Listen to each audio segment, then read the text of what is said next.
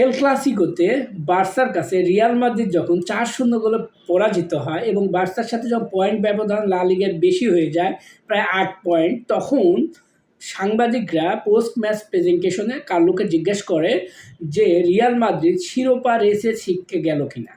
এই কোশ্চেনটা দুইবার কিন্তু কোচ আনচেলত্তি থেকে করা হয়। একটা হচ্ছে বার্সেলোনার সাথে পরাজয়ের পর, আর একটা হচ্ছে লিভারপুলের সাথে পরাজিত হওয়ার পরে ইউসিএলে। তখন কোচ কার্লো আনচেলত্তি বলেন যে mark my words, we are confident that will fight for all the titles. Simply এই কথা বলে সে তার সংবাদ সম্মেলন শেষ করে।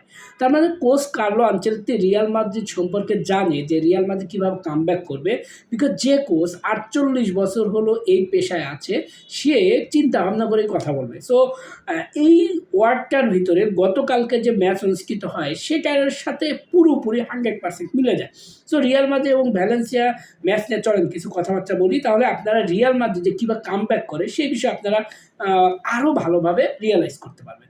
প্রথমত হচ্ছে ভ্যালেন্সিয়ার মাটিতে খেলা এবং রিয়াল মাদ্রিদের জন্য অলওয়েজ এই মাঠটিতে খেলা বিব্রতকর এবং খুবই চ্যালেঞ্জিংও, বিকজ এখানে ভিনিসিয়াস জুনিয়রকে বর্ণবাদী আচরণ শিকার হতে হয় এবং ভ্যালেন্সিয়ার দর্শকরা ভিনিসিয়ার সাথে অন্যরকম একটা বিহেভ করে এবং যথারীতি এই ম্যাচও হয়েছে, যার ফলে ভিনিসিয়াস কিন্তু 79 মিনিটে রেড কার্ড পায় এবং হাফ আওয়ারে কিন্তু ভ্যালেন্সিয়া 27 মিনিটে গোল করে লিড নেয় এবং 85 মিনিট পর্যন্ত রিয়াল মাদ্রিদ কিন্তু 0-1 গোলে পিছিয়ে ছিল।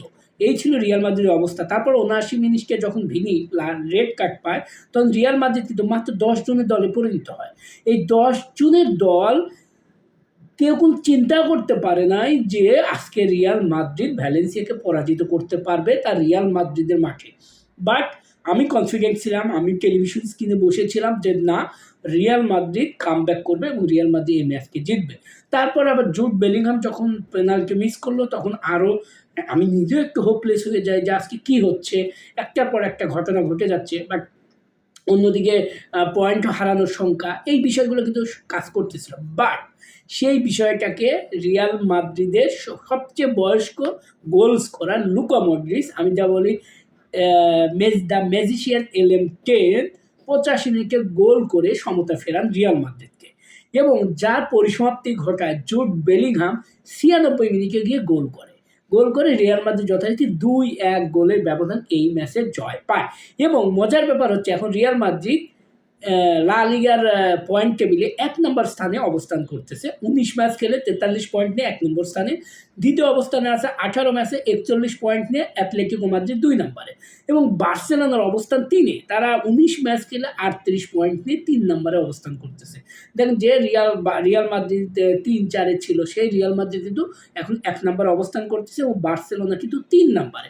সো রিয়াল মাদ্রিদ কিন্তু গত সিজনেও কিন্তু এরকম প্রবলেমের মধ্যে পড়তেছিল এবং তারা কিন্তু শিরোপাও জিতছে। সো রিয়াল মাদ্রিদ ইন্টারন্যাশনাল ব্রেকের পরে অলওয়েজ খুব ভালো একটা কামব্যাক দেয়, এবারও তার ব্যতিক্রম হয় নাই। বাট যারা রিয়াল মাদ্রিদকে নিয়ে অলওয়েজ ভবিষ্যৎবাণী করে যে 4-0 গোলে পরাজিত করার পরে তারা ভাবছিল যে এই রিয়াল মাদ্রিদ আর কামব্যাক করতে পারবে না, লিভারপুলের সাথে 0-2 গোলে পরাজিত হওয়ার পরে অনেকেই ইমাজিন করতেছিল এই রিয়াল মাদ্রিদ সেই রিয়াল মাদ্রিদ না যারা কামব্যাক করতে পারে না। ভাই, এই যে ভ্যালেন্সিয়া এবং রিয়াল মাদ্রিদ ম্যাচে রিয়াল মাদ্রিদ কামব্যাক করে নাই, 85 মিনিটে সমতা আনছে, 96 মিনিটে গিয়ে গোল করে লিড নিছে, তো আবার 10 জনের দল নিয়ে।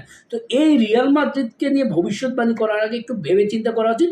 আপনার রাইভালরা যারা আছে তারা সমালোচনা করবেই, বাট রিয়াল মাদ্রিদ যে শিরোপা যে একটা ম্যাচও বাকি থাকে রিয়াল মাদ্রিদ হোপ ছাড়ে না। এবং আমি অলওয়েজ একটা কথা বলে থাকি যে রিয়াল মাদ্রিদ হাতে যদি 3-0 করে ব্যবধান পিছিয়ে থাকে, হাতে যদি 5 মিনিট সময় থাকে, রিয়াল মাদ্রিদ চেষ্টা করে কিভাবে এই ম্যাচটা জেতা যায় এবং কিভাবে এই ম্যাচে ফাইট করে কামব্যাক করা যায়। সো এই মেন্টালিটি নিয়েই রিয়াল মাদ্রিদ মাঠে নামে এবং রিয়াল মাদ্রিদ যে কিকটা আছে না, এই কিক নিয়ে যখন মাঠে নামে সবার কিন্তু মেন্টালিটি বলেন, সবার কিন্তু ওই ক্লাবের প্রতি ভালোবাসা বলেন, অন্যরকম এনার্জেটিক কাজ করে এবং রিয়াল মাদ্রিদ সেটা ওন করে প্রত্যেকটা প্লেয়ার বলেন, ফ্যান বলেন, কোচ বলেন, টিম ম্যানেজমেন্ট বলেন, সবাই মাঠে নামে। সো এখনও লিগ শেষ না, আমরা খুব এক্সাইটেড না। আশা করি 2025 সাল রিয়াল মাদ্রিদের খুব ভালো একটা সূচনা হয়েছে, এটা কন্টিনিউ থাকবে এবং রিয়াল মাদ্রিদ গত বছরের তুলনায় আরও স্ট্রংলি কামব্যাক করে শিরোপা জিতবে এবং সবার সমালোচনা মুখ্যম জবাব দেবে।